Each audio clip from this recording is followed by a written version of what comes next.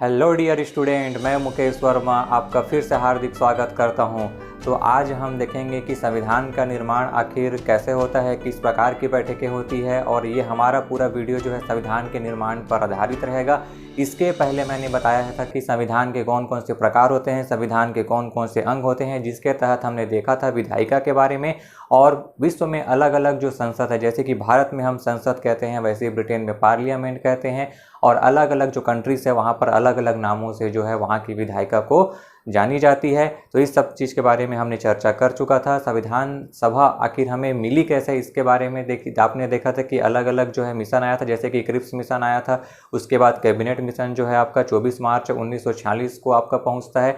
2 महीने के आपका स्टडी करने के बाद 16 मई 1946 को क्या करता है, अपनी सिफारिशें प्रस्तुत करता है। और अपनी इस सिफारिश में क्या कहता है कि पूरे भारत भर के लिए एक संविधान सभा होगी, और जिसमें अब संविधान सभा होगी तो कुछ मेंबर होंगे ना इसमें, तो मेंबर कितने होंगे, 389 मेंबर होंगे। अब ये 389 का जो आंकड़ा आ गया आखिर कहाँ से आया है, उस समय भारत की जनसंख्या, मैंने बताया था कि उस समय भारत की जनसंख्या जो है 40 करोड़ थी। कब की बात कर रहा हूँ, 1946 की बात कर रहा हूँ। तो उस समय भारत की जो जनसंख्या जो थी 40 करोड़ थी। इसके आधार पर डिसाइड किया गया था कि प्रत्येक 10 लाख की आबादी पर एक प्रतिनिधि जो है संविधान सभा के लिए चुनकर जाएगा। तो ठीक है, पूरे भारत के लिए संविधान सभा हो गई। कितने मेंबर हो गए, मेंबर का आंकड़ा कैसे आया ये बता दिया।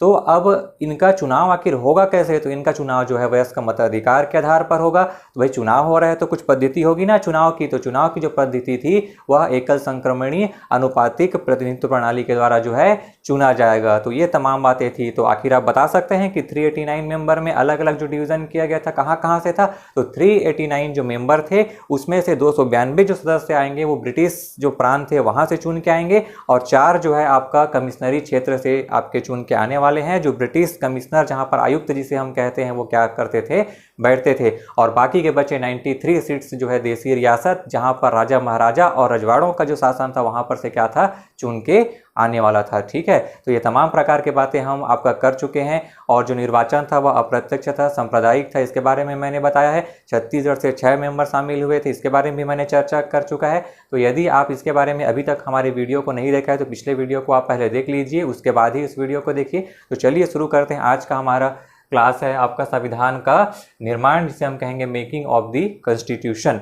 तो 389 जो मेंबर थे आपके, 300 जो 89 सदस्य थे, वह तो आपके जो भी था चुन के आए। जो जैसे कि आपका चुनाव होता है उसमें 208 जो है आपका इंडियन नेशनल जो कांग्रेस था उसको मिला, 73 सीट आपको मुस्लिम लीग को हो गया। बाकी जो अन्य स्वतंत्र पार्टीज थी उनको 15 सीट मिल जाती है। ऐसे करते करते क्या हो गया, आपका संविधान सभा में जो है मेंबर चुन के आने लगे। और जो देसी रियासत था उनका अभी तक मत क्लियर नहीं था, इसलिए वो क्या करते हैं, चुनाव में भाग नहीं लेते हैं, क्योंकि उनको यह स्वतंत्रता, ये पता ही नहीं था कि उनको भारत में शामिल होना था कि पाकिस्तान में शामिल होना था, कि अपने आप को क्या रखना है, इंडिविजुअल स्वतंत्र रखना है। इसलिए क्या करते हैं, वो संविधान सभा में शुरुआती के दिनों में जो है शामिल नहीं होते। और जैसे जैसे आपका माउंटबेटन योजना आती है, भारत और पाकिस्तान के विभाजन की जो रूपरेखा है वह तैयार हो जाती है, तो जो देसी रियासत थे क्या होते हैं, फाइनली संविधान सभा में यहाँ पर पार्टिसिपेट करने लगे। ठीक है, ब्रिटिश प्रांत वाले जो थे वो क्या थे, निर्वाचित थे, जबकि जो देसी रियासत वाले क्या थे, मनोनीत थे। तो यहाँ पर देखते हैं कि संविधान के निर्माण में, तो जब संविधान के मेंबर चुन के आ गए तो बैठक, आखिर पहली बैठक होती है वह कब होती है, तो पहली बैठक होती है 9 दिसंबर 1946 को। ठीक है, तो नवंबर 1946 तक कैबिनेट मिशन की सिफारिश के आधार पर संविधान सभा का निर्माण जो है हो चुका था। मैं क्या बोल रहा हूँ, बात पे गौर कीजिएगा, संविधान सभा बोल रहा हूँ, संविधान का निर्माण नहीं बोल रहा हूँ। संविधान का निर्माण अभी समय लगेगा, इतना जल्दी नहीं बनेगा।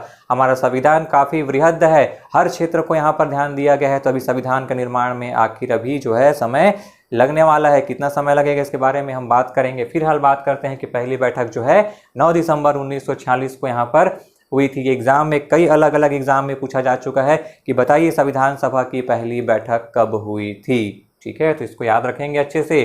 तो इसे क्या कहेंगे, संविधान सभा की पहली बैठक थी। अब जब कोई बैठक होती है यहाँ पर डियर स्टूडेंट, तो आपको पता है कि उसका कोई हेड रहता है, कोई अध्यक्ष रहता है आपका। तो ये सभा, संविधान सभा जब पहली बार बैठी होगी तो इनको भी तो महसूस हुआ होगा ना कि इतने सारी जनसंख्या, इतने सारे मेंबर हैं, इसको लीड करने के लिए कोई तो व्यक्ति होगा जिसका बात हम मानेंगे। जैसे वर्तमान में लोकसभा होता है, राज्यसभा होता है, तो उसके अध्यक्ष होते हैं तो वैसे यहाँ पर भी क्या होना चाहिए, एक अध्यक्ष होना चाहिए। क्योंकि हम अभी नया नया चीज़ें अभी सीखे हैं, अभी तक अंग्रेजों के क्या थे, हम गुलाम थे, हमें पता नहीं है। तो हम क्या कर लिए, आपका जल्दी से संविधान सभा का निर्माण कर लिए और उसके बाद अभी अध्यक्ष की बारी आई तो हमने देखा कि अभी तक जितने भी विश्व है वहाँ पर आखिर संविधान सभा के लिए अध्यक्ष चुना गया तो उसके लिए क्या पद्धति अपनाई गई। तो हमारा ध्यान गया सीधे फ्रांस पर। फ्रांस में क्या किया गया था, जो सबसे सभा के वरिष्ठ व्यक्ति रहते हैं, जो आपके अनुभवी बुजुर्ग जिसे हम कह सकते हैं व्यक्ति रहते हैं, तो उस वरिष्ठ व्यक्ति को सभा का अध्यक्ष चुन लिया जाता है। तो फ्रांस के कॉन्सेप्ट के हिसाब से हमने क्या कर दिया यहाँ पर, वरिष्ठ। तो यहाँ पर आप याद रखेंगे हम यहाँ पर शब्द क्या लिखे हैं, अस्थायी, अभी स्थायी नहीं है। अब पहली बैठक है तो कुछ ना कुछ अध्यक्ष होना चाहिए, इसलिए हमने अस्थायी अध्यक्ष लिया। और ये अस्थायी अध्यक्ष क्या थे, किसी उस सभा के वरिष्ठ व्यक्ति को जो है चुन लिया गया। और वह वरिष्ठ व्यक्ति कौन थे, डॉक्टर सच्चिदानंद।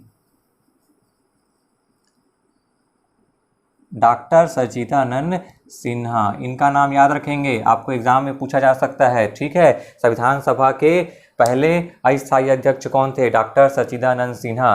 तो वरिष्ठ व्यक्ति को दूसरा क्वेश्चन क्या पूछा जा सकता है कि वरिष्ठ व्यक्ति का जो कॉन्सेप्ट है हमने कहाँ से लिया है, तो वरिष्ठ का जो कॉन्सेप्ट है हमने फ्रांस से लिया हुआ है। तो ये एक और क्वेश्चन है, इस क्वेश्चन को भी क्या करेंगे, याद रखेंगे। ठीक है, पहली बैठक हो गई।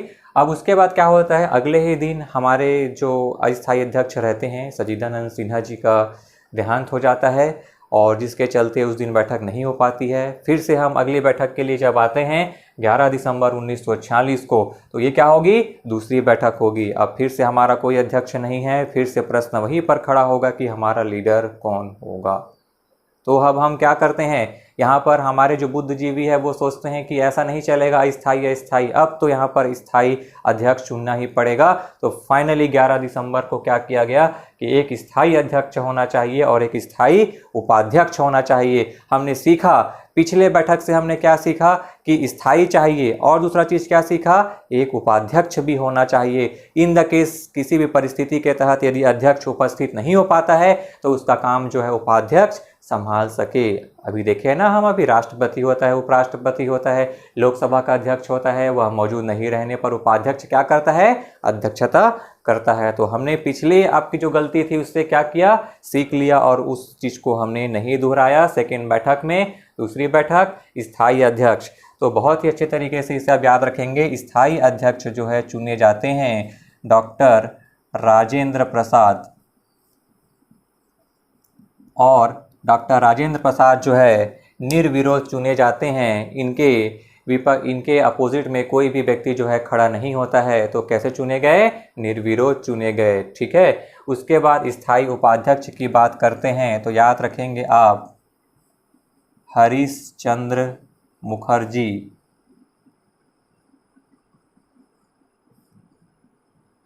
तो हरीश चंद्र मुखर्जी जी का आप नाम याद रखेंगे स्थायी उपाध्यक्ष के रूप में। ठीक है, तो ये होगी हमारी बैठक और पूरा समय तो हमारा इसी में निकल गया, अध्यक्ष उपाध्यक्ष चुनने में। उस दिन का काम खत्म, कोई भी काम नहीं हुआ संविधान निर्माण पर।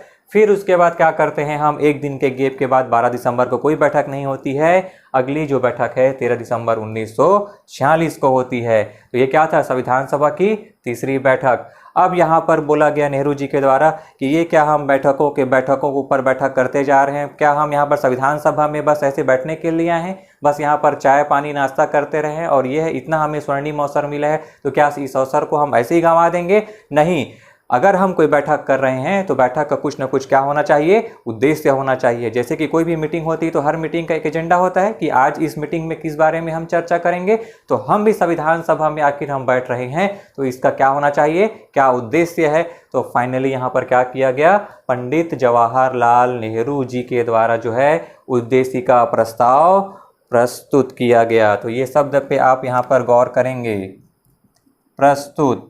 एक होता है प्रस्तुत और एक होता है पारित। तो यहाँ पर प्रस्तुत हुआ था, पारित नहीं हुआ था। पारित क्यों नहीं हो पाया था, कुछ मुस्लिम लीग और इधर उधर आपका कुछ चीज़ें थी जिसके चलते इसमें अड़चन था। तो उस दिन क्या होता है, प्रस्तुत होता है। और पारित कब होता है देखते हैं। तो उद्देशिका प्रस्ताव आखिर जो है प्रस्तुत किया गया था, किसके द्वारा किया गया था, पंडित जवाहरलाल नेहरू। पंडित जवाहरलाल नेहरू के द्वारा जो है 13 दिसंबर 1940 को उद्देशिका प्रस्ताव जो है प्रस्तुत किया गया। ठीक है, मोतीलाल नेहरू जी क्या है, इनके पिताजी हैं, तो दोनों का नाम आता है। तो यहाँ पर पूरा पूरा नेहरू जी कहने से काम नहीं चलेगा, मोतीलाल नेहरू, पंडित जवाहरलाल नेहरू। ठीक है, तो पंडित जवाहरलाल नेहरू ने क्या किया, उद्देशिका प्रस्ताव जो है प्रस्तुत किया। तो आखिर पारित कब हुआ, तो पारित करने वाला डेटा भी याद रखेंगे। तो पारित होता है 1940 चल रहा है, तो अगले ही वर्ष में पहुँच जाइए आप, और अगले वर्ष के आपका 22 जनवरी 1947 को क्या होता है, उद्देशिका प्रस्ताव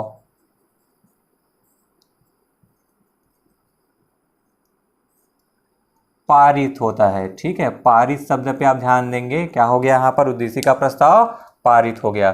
तो आपको अगर एग्जाम में पूछा था प्रस्तुत कब हुआ, तो 13 दिसंबर को हुआ। किसके द्वारा प्रस्तुत किया गया, जवाहरलाल नेहरू जी के द्वारा किया गया। पारित कब होता है, 22 जनवरी 1947 को होता है। ठीक है, पारित। तो ये चीज़ों को क्या करेंगे आप, अच्छे से याद रखेंगे। ठीक है, अब यहाँ पर ये तो हो गया पहली बैठक, दूसरी बैठक, तीसरी बैठक, और ऐसे करते करते हम 26 नवंबर 1949 तक पहुँचते हैं, जिस दिन हम संविधान दिवस या विधि दिवस के रूप में मनाते हैं। तो यहाँ पर हम 1946 से हमारा सफ़र जो है स्टार्ट किए थे, और हम जाके कहाँ पर, हम कहाँ तक जाना है, 1946 से हमारा सफ़र स्टार्ट हुआ था और 1949 तक हमें जाना है। तो ये जो बीच का जो दौर था, यहाँ पर क्या हुआ, यहाँ पर भी तो बैठकें हुई होंगी, पहली बैठक, दूसरी बैठक, तीसरी, चौथी, पाँचवीं, छठवीं, ऐसे करते करते हमारी बैठकें जो है क्या होगी, आगे बढ़ी। तो ये जो बैठकें थी अलग अलग सत्र के रूप में हुई आपका, और उस सत्र में क्या हुई, कई बैठकें हुई। जैसे कि मैं क्या कह सकता हूँ आपका कि 9 से, जैसे कि यहाँ पर 9 दिसंबर, चलिए यहाँ पर मैं आपको बताता हूँ, 9 दिसंबर है, तो 9 दिसंबर से का अलग अलग सत्र होता है ना, प्रथम सत्र, आपका द्वितीय सत्र, ऐसे करके। तो 9 दिसंबर से लेकर आपका जो है 23 दिसंबर तक 1946 की बात कर रहा हूँ, ये हमारा क्या रहता है, आपका प्रथम सत्र रहता है। ठीक है, ये क्या रहता है, हमारा प्रथम सत्र रहता है। और इस प्रथम सत्र में क्या होती है, अलग अलग बैठकें होती है, जैसे कि देखिए हम पहली, दूसरी, तीसरी सब बैठकें हो रही है आपका। और उसके बाद जब ये प्रथम सत्र हमारा समाप्त होता है, तो 20 से लेकर आपका 25 जो जनवरी रहता है अगले वर्ष का 1947 को, फिर क्या होता है, आपका दूसरा सत्र होता है संविधान सभा का। और इसके बाद अगर मैं फाइनली लास्ट में बात करूं मैं, तो 14 से लेकर 26 नवंबर 1949 ये था हमारा 11वां सत्र। तो 26 नवंबर 1949 तक जो है 11 सत्र संविधान सभा का हो गया था। और यहाँ पर क्या किया गया, इस दिन संविधान को पूर्ण रूप से लागू नहीं किया। कब लागू हुआ, 26 जनवरी 1950 को। तो 49 में बनकर तैयार हो गया नवंबर में। तो इतना इंतजार क्यों किए हम, और क्यों इंतजार किए ना, आपका यहाँ पर नवंबर के बाद आप दिसंबर और जनवरी का आपका दिन है, क्योंकि आपको पता है कि दिसंबर के आखिरी जो वीक होता है, आखिरी सप्ताह होता है, उसमें क्या होता है, कांग्रेस का वार्षिक अधिवेशन होता है। तो 1900 यहाँ पर जो 29 में क्या था, पंडित जवाहरलाल नेहरू उस लाहौर अधिवेशन के अध्यक्ष थे। इन्होंने घोषणा किया था कि हम अगले वर्ष, जो कि 1930 था, 26 जनवरी को हम क्या मनाएंगे, पूर्ण स्वाधीनता दिवस के रूप में हम मनाएंगे। उस दिन को यादगार बनाने के लिए क्या कर दिया गया, थोड़ा सा संविधान को यहाँ पर रोका गया। और क्योंकि भाई हम क्या है, हमारा स्वाधीनता दिवस तो उस दिन 26 जनवरी को तो हमें आज़ादी नहीं मिली है, आज़ादी तो 15 अगस्त 1947 को ही क्या था, मिल चुका था। इसलिए 26 जनवरी जो कि हम क्या है 1930 में स्वाधीनता दिवस के रूप में मनाने की घोषणा की गई थी, उसे यादगार मनाने के लिए ही क्या किया गया, हमारे संविधान को जो है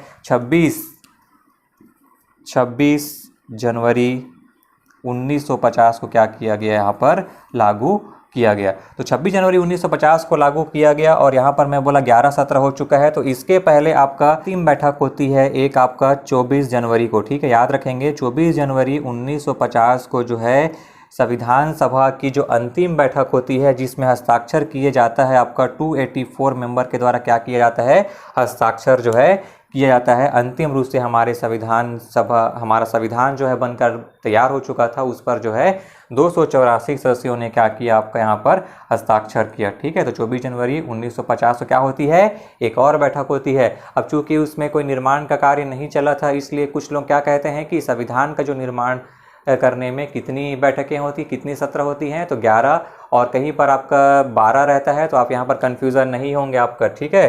क्या हो जाएगा आपका 11-17 आपका कहाँ तक, 26 नवंबर 1949 तक, और यहाँ पर एक अगर मैं 24 जनवरी 1950 को ले लूँ तो टोटल जो है 12 सत्र कह सकता हूँ या 12 बैठकें कह सकता हूँ, ठीक है। तो संविधान के निर्माण में कुल कितने बैठकें या सत्र हुई, तो 12। अगर एग्जाम में 11 दिया हुआ है और 12 कहीं पर दिखाई नहीं दे रहा है तो आंख बंद करके 11 टिक कीजिए, 11-12 दोनों दिखाई दे रहा है तो 12 टिक कीजिए, अपने विवेक का यहाँ पर क्या करेंगे आप इस्तेमाल करेंगे। आखिर संविधान में साइन करने के लोग उपस्थित हुए तो उसे भी काउंट करेंगे ना, तो यहाँ पर क्या लेंगे 12 आपको लेना पड़ेगा, ठीक है।